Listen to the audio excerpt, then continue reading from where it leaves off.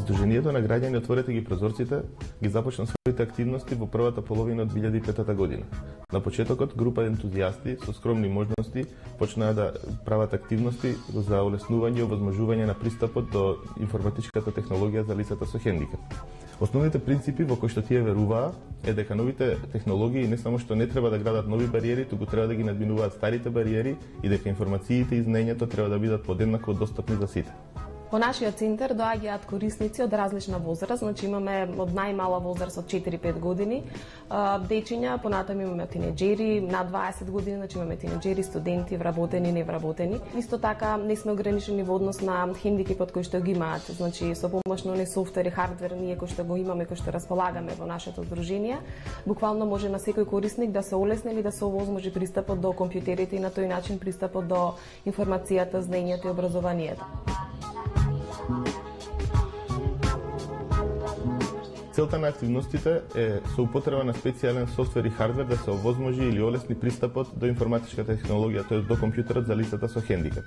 Значи, лицата, сите оние лица кои што не може да употребуваат стандарден софтвер и хардвер, со употреба на овие специјални уреди успеваат да го контролираат компјутерот и да го користат како алатка која што им овозможува да пристапат до информациите, да учат, да се образуваат и да комуницираат со лица од целиот свет. Нема погоре да дојде вака. Тимот кој што работи со овие корисници, со овие лица, всушност е сочинет од еден дефектолог и еден информатички техничар. За секоја лице кое што доаѓа во нашиот центар, изготвуваме индивидуална програма, која што е заснувана врз основа на можностите на секој лице, на потенцијалот и на неговите желбини или интереси. Така исто така зависи и од возраста, нели? Така што со помалите деца користиме интерактивни едукативни игри кои што со цел да го поттикнеме развојот на когнитивни функции, примарни функции кои што се неопходни за нивен понатамошен развој и за подобро образование, како на пример работиме на развој на размислување, на помнење, мислење, концентрација и така натаму, кои што ќе го олесни нивниот образовен процес.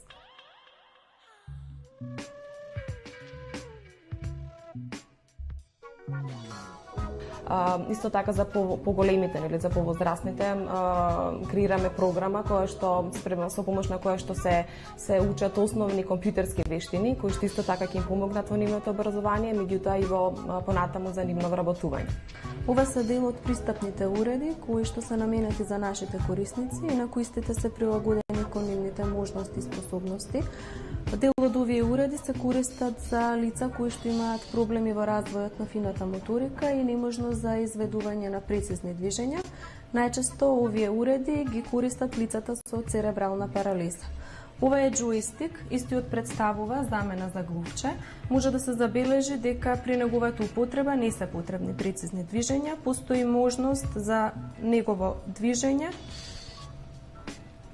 Освен джойстикот, кој што представува замена за маусот, се користат и кликови, истите не бараат исто така прецизни движења и постои можност за изведување на движењата на овој начин.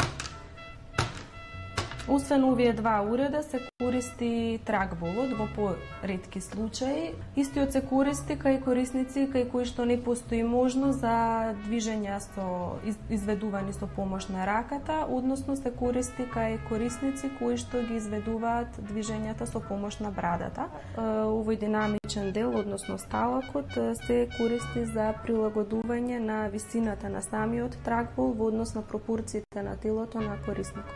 Дел од нашите корисници користат посебно прилагодената статура. Истата е наменета за лица кои што имаат проблеми во визуелната перцепција, односно за лица со визуелно оштетување, најчесто ја користат слабовидните лица и лица кои што имаат недоволна развиеност на фината моторика, односно не се во состојба да изведуваат фини прецизни движења со раката.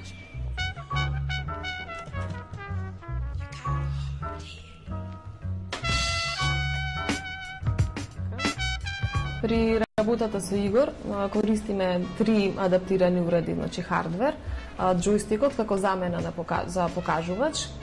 Потоа користиме решетката на тастатурата која што го невозможува притискање на две копчиња истовремено и кликот, издвоен клик, во овој случај лев клик. Значи може на джойстикот да се уклучат десен и дуплик, меѓутоа во моментов пошто користиме програма за цртање, тогаш го користи кликот во комбинација со джойстикот.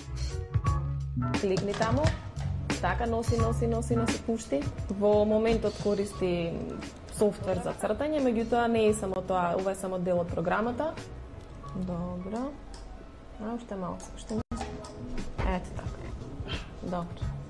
Како што може да се претпостави, цената на некој од овие специјални уреди е доста висока и е непристапна, финансиски непристапна во нашата држава.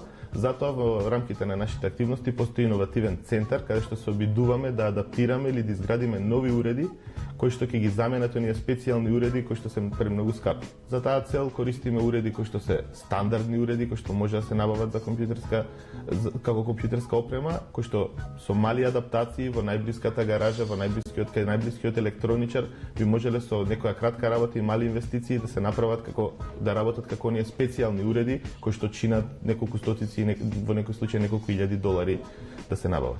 Друга активност која што ја реализираме исто така во рамките на нашето здружение е градење на капацитети или поконкретно кажано работиме на обуки, на консултации со други здруженија, структури и дневни центри кои што сакаат да работат или веќе работат во областа на информатичка технологија за лица со хендикеп. Значи целта ни е што повеќе лица во нашава република, значи што повеќе лица со хендикеп да имаат подобар и полесен пристап до компјутерите. Всушност ова е и најодржлива активност затоа што со пренесување на знаењето на други организации, на други здруженија, на други лица, ќе се шири ова знаење кое што во моментов е единствено во Македонија. Преку целата година организираме обуки, регионални обуки, каде што присуствуваат